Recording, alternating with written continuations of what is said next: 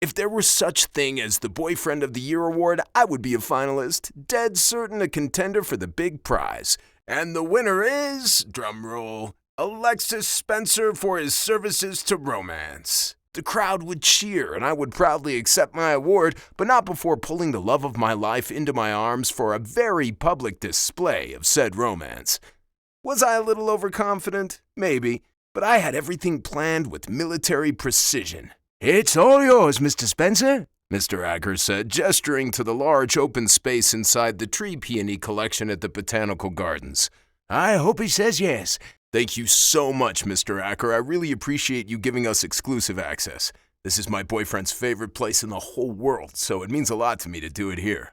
"You didn't give me much choice, son," he said, patting my shoulder before leaving me to my final preparations. I may have been a little too persistent in my mission to get the groundskeeper's attention so I could secure the perfect location for the most important moment of my life. But I was going for Boyfriend of the Year, remember? Maybe it was the box of cupcakes decorated with buttercream wildflowers, or the coupon for a dinner for two at my parents' award-winning restaurant, Lusitana.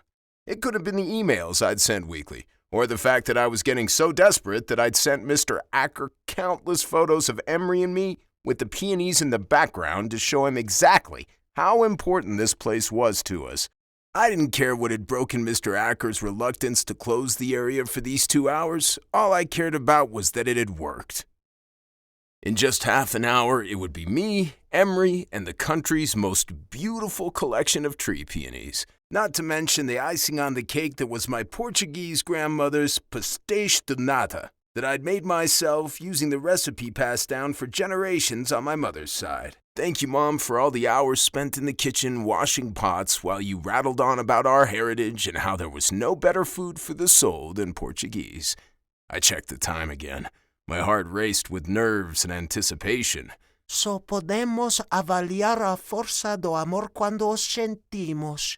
My grandmother used to say, the strength of love can only be measured when we feel it. Of course, she only dished out such wise advice when there was a glass of port and a slice of Madeira cake on offer. I'd made sure to have both when I confided in her that I was considering proposing to Emery. Was it too early? We'd been dating for a year, but I couldn't imagine my life without him. My grandmother married when she was 14, and my parents were 22 when they got married. At 27, I wasn't exactly old, but I wanted to officially start my life with the man I'd fallen head over heels for in this same place a year ago. I felt the strength of that love. It was more than I'd ever felt for any other guy I'd dated. Hell, I didn't even feel that strongly about the advertising agency I started with my brothers, and that was saying something because my job was the second most important thing in my life. The small table Mr. Acker provided me was dressed with a white tablecloth. The bucket of ice on it contained an opened bottle of chilled white wine, Emery's favorite. And on a plate I'd bought specifically for today for the sole purpose of becoming our first heirloom were 6 perfect pastéis de nata. I'd even brought a small pepper shaker filled with cinnamon. Although my grandmother would disown me if I offered the delicious pastries without cinnamon. The entire tree peony collection was stunning, so I could have picked any tree to get down on my knee for Emery. But our tree, the one that witnessed our meet cute, today it was blooming like it knew how important it was to show off its true wonder. The sound of shuffling feet and hushed words got my attention. When I'd asked Emery to meet me in the tree peony collection, I knew there was a chance he'd be late. His students had a test, and he always liked to give them extra time. Therefore, I didn't need to check my phone for messages or gather further clues about the identity of my uninvited guests. "We're too early," Avo's voice said in a hushed but clipped tone. "Emery isn't here."